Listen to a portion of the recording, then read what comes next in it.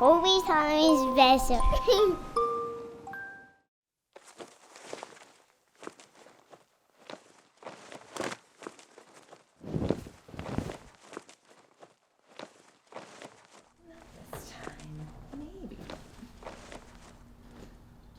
Oh, thank goodness you're here. I am trying to decide what to be for Halloween. It's super fun being me, but it's also fun to dress up like something else. Like maybe I'll be a cowgirl.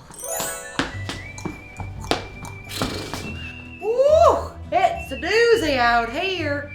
Hey, Pumpernickel, let's go get you some apples and some lemonade. How about that? Nay! Or maybe I'll be a nurse. All right there, Gregory. How are we feeling today? Not so good? I'm sorry to hear that. Let's listen to your heart. Ba-bum, ba-bum. Good news, you've got a heart. Let's go ahead and have some medicine. Gulp, gulp, gulp. Good gulping, Gregory. Or I could be a superhero.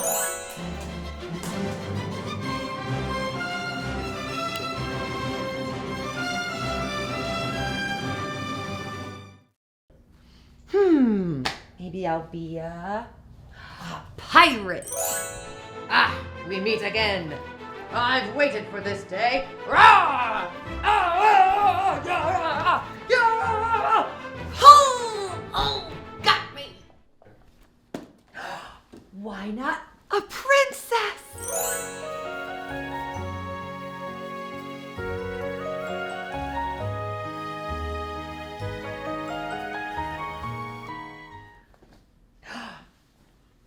Or maybe I'll be a ghost.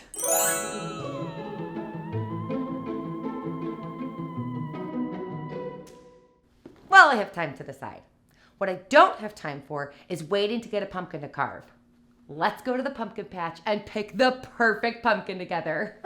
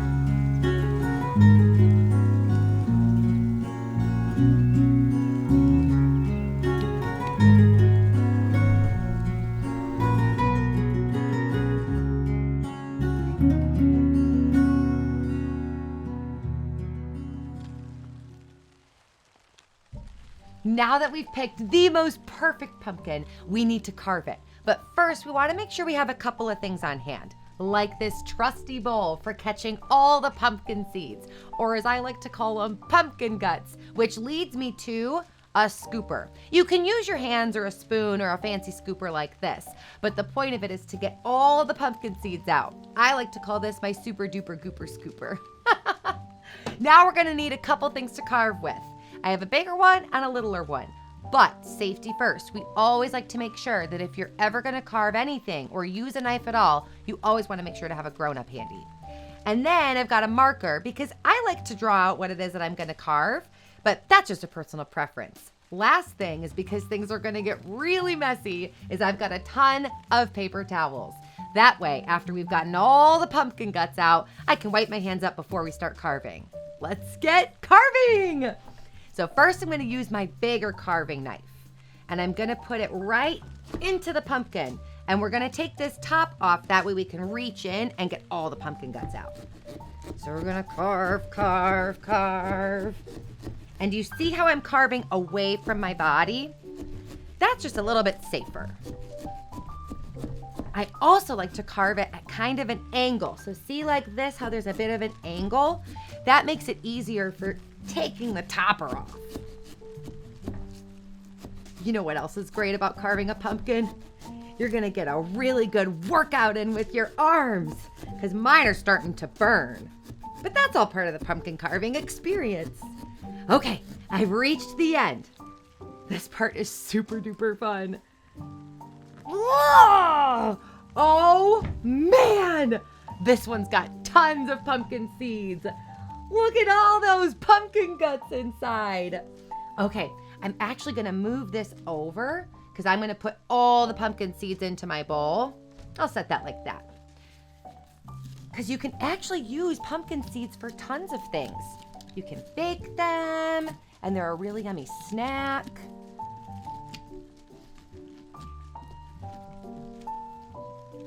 Smells like fall in here.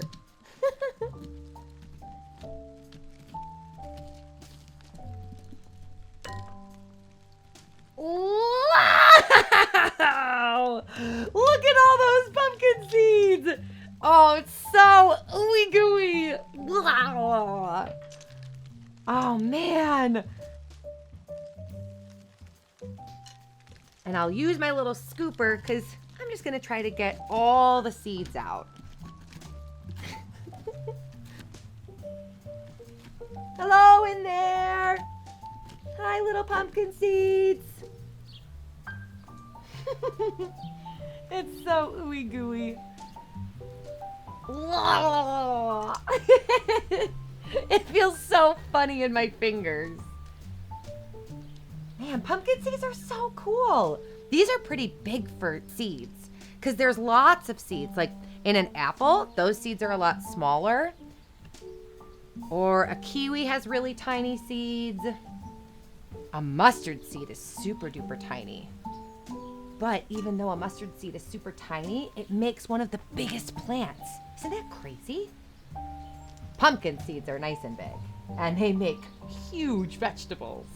I think we've got just about all of them. Yeah, there's a few more on the bottom, so I'll get the last couple of ones out.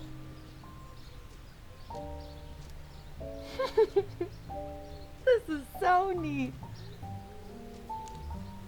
Okay. Yeah, I think we've got enough. All right, now that we've gotten all the pumpkin seeds out, let's go ahead and wipe up my hands because they are super duper gooey. Thank goodness for some great old napkins. Now I'm going to draw what it is that I'd like to carve. And I was thinking I should carve a bee because of Torbee. So I'm going to color and draw the bee. And I'm just going to do the outline of the bee.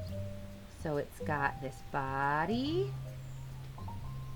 And he has a stripe right in the middle. And a little head. And then his wings.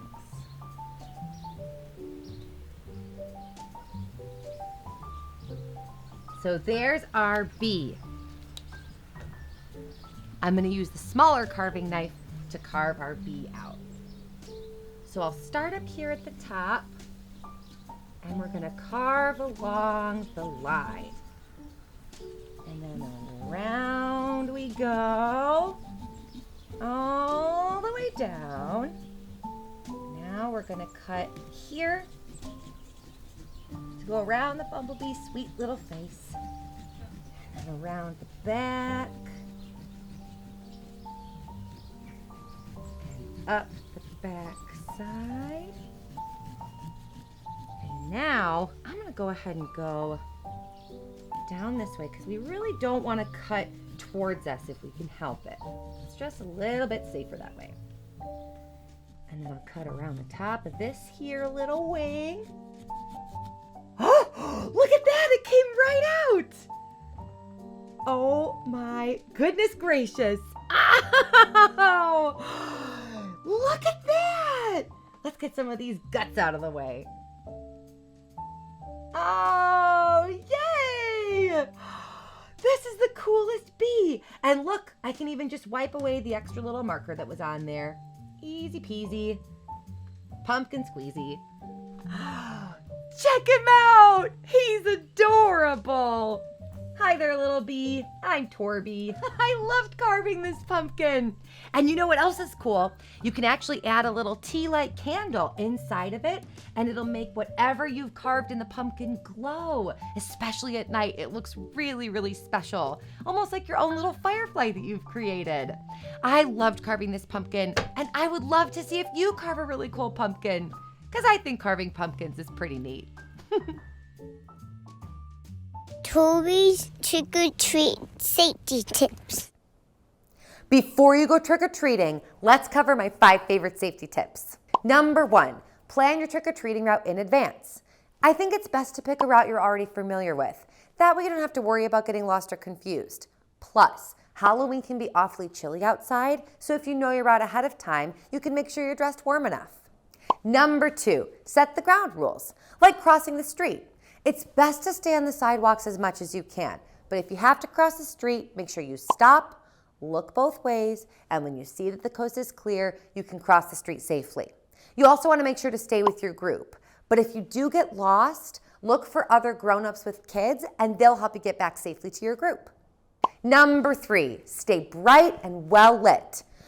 Bring flashlights or glow sticks. Put stickers or reflective tape on your shoes or your costume. That way, other people in cars can see you. Number 4, costume safety. I think it's best to wear a costume that fits you properly. Nothing too baggy or drapey or lumpy, because otherwise you could accidentally fall and hurt yourself, and then you won't get any more candy. Which brings me to number 5. Check your candy. Sometimes things that aren't candy end up in your candy bag by mistake. So just check with the grown-up before you eat it, just to be on the safe side. It's time to go trick-or-treating. Let's go see how much candy I can get.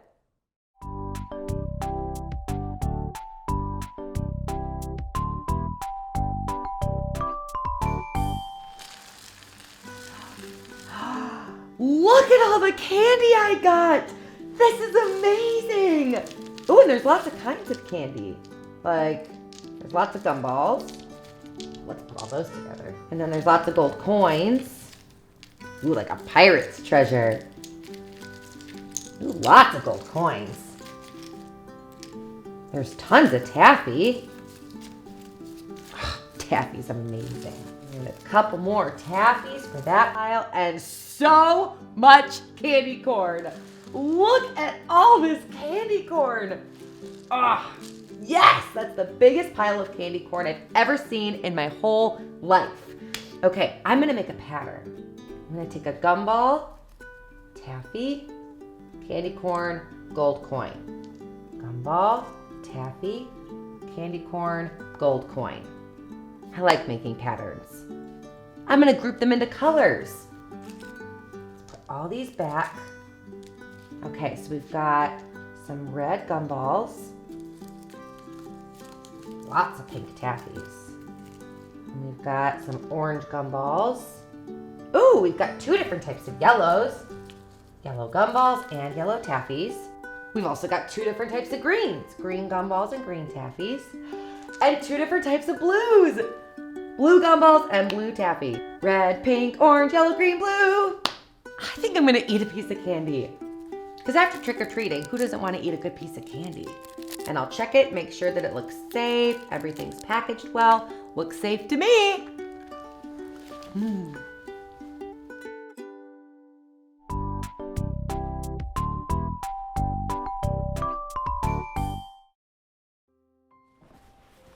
One of my favorite things to do is cozy up and read stories. And since it's Halloween time, I found a story I think you are going to love. It's called The Little Bat Who Wouldn't Go to Bed. Come, said Mama Bat, flying toward her home in the cave. It is time that you children went to bed. The eastern sky is growing bright, and I can see the clouds turning red as the sun is rising. The little bats flitted along after her, and Papa Bat came behind them. They had been flying through the starlit forest all night, chasing the small insects that come out after the sun goes down, and passing in and out of the tangled branches without ever touching one. Mama Bat would have been very ashamed if children of hers flew into anything in the dark. There might be some excuse for such a mistake in the daytime, for bats don't see very well then. But in the nighttime, she would have scolded them well, and they would have deserved it. For bats have the most wonderful way of feeling things before they touch them, and there are no other animals in the forest who can do that. The bat children made so much fun of their friend the screech owl once when she flew against a tree and fell to the ground. And now the night was over and their mother had called them to go home. One of the little bats hung back with a very cross look on his face, and twice his father had to tell him to fly faster. He was thinking how he would like to see the forest in the daytime. He had never seen the sun rise, and he wanted to do that. He had never seen any of the daybirds or the animals that awaken in the morning, and he thought it was pretty mean to make poor little bats go off to bed the minute the stars began to fade. He didn't believe what his father and mother said, that he wouldn't have a good time if he did stay up. He had coaxed and teased, but it hadn't made a bit of difference. Every morning he had to fold up his wings and go to sleep in the dark crack in the rock of the cave, hanging head down close to the rest of the family. Their father said that there never was a better place to sleep in the same crack, and it certainly was easy to catch on with the little hooks at the lower ends of their wings when they hung themselves up for the day. But now he just wouldn't go to sleep, so there. "It is your turn next," said Mama Bat to him when the rest of the children had hung themselves up. "I'm not going to bed," the little bat answered. "Not going to bed?" said his father. "Are you crazy?" "No," said the little bat, "I'm not." "I don't believe the child is well," said Mama Bat. "He never acted like this before. I'm afraid he has overeaten." And she looked very anxious. "I am well, and I haven't eaten too much," said the little bat. "I think you might let a kid have some fun once in a while. I've never seen the sun in my life, and there are lots of birds and animals in the forest that I've only ever heard about." Papa and Mama Bat looked at each other without speaking. "I won't go to bed," said the little bat. "Very well," said his father. "I shall not try to make you. Fly away at once and let us go to sleep." After he had gone, Mama Bat said, "I suppose you did right to let him go, but it seems too bad that children have to find out for themselves the trouble that comes from disobedience." The little bat flew away feeling very brave. He guessed he knew how to take care of himself, even in the daylight. He felt sorry for his brothers who were in the cave, but he made up his mind that he would tell them all about it the next night. The eastern sky grew brighter and brighter. It hurt his eyes to look at it, and he blinked and turned away. Then the songbirds awakened and began to sing. It was very interesting, but he thought they sang a little too loudly. The forest at night is a quiet place, and he didn't see the sense in shouting so loudly, even if the sun were coming up. The night birds never made such a fuss over the moon, and he guessed the moon was just as good as the sun. Somebody went scampering over the grass, kicking up his heels as he ran. "That must be a rabbit," thought the little bat. "The screech owl told me that the rabbits run in that way. I wish I could see him more plainly. I don't know what the matter is with my eyes." Just then, a sunbeam came slanting through the forest and fell on his furry coat as he clung to a branch. "Ow!" he cried. "Ow! This is so hot! I don't like that! The moonbeams do not feel that way on my wings. I must fly to some shade." He started to fly. Just what was the matter? He never knew. It may have been because he couldn't see well. It may have been because he was getting very tired. Or it may have been because the strangeness of it all was beginning to frighten him. But all of a sudden, he went down, down, down until he found himself pitching and tumbling around in the grass. A crow had seen him fall and cried loudly, "Come, look!" to his friends.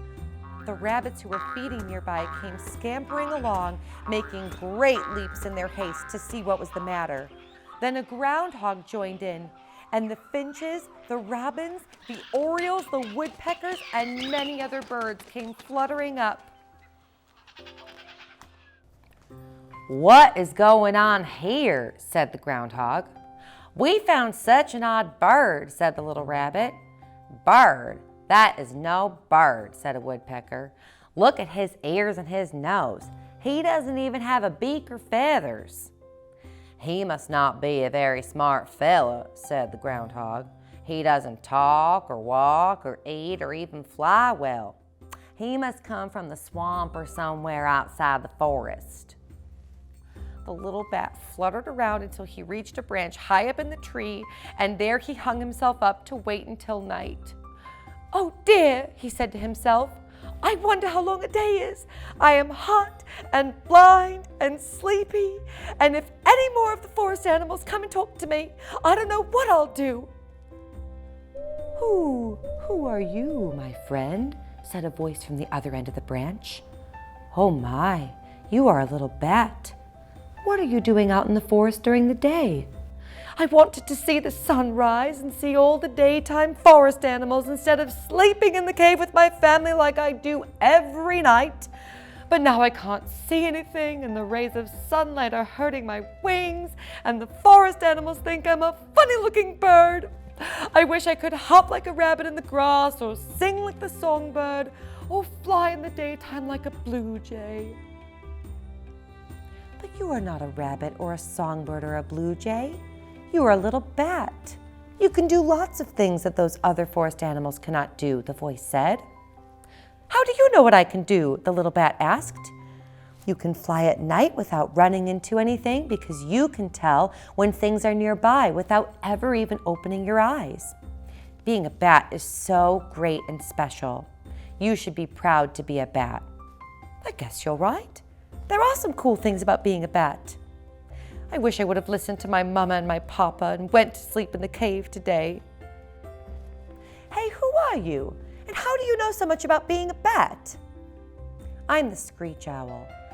I ran into a tree once at night, and a family of little bats laughed at me because I couldn't see as well as they could in the dark. For a while I wished I was a bat, but now I'm thankful to be an owl. There's a lot of great things about being an owl too, and I'm also thankful to have made a new little bat friend today. Here, you can sleep here in the hole of this tree, and I will wake you up when it is nighttime so you can find your family again." "Wow, thanks so much, Screech Owl. I'm happy I have a new friend too." I love that story. I think my favorite part is when the bat realizes that he loves being a bat.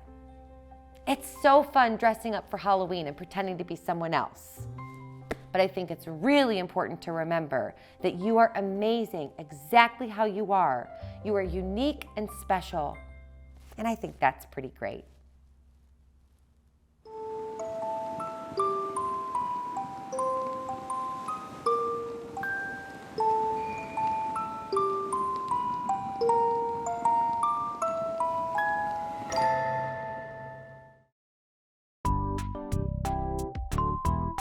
Thank you.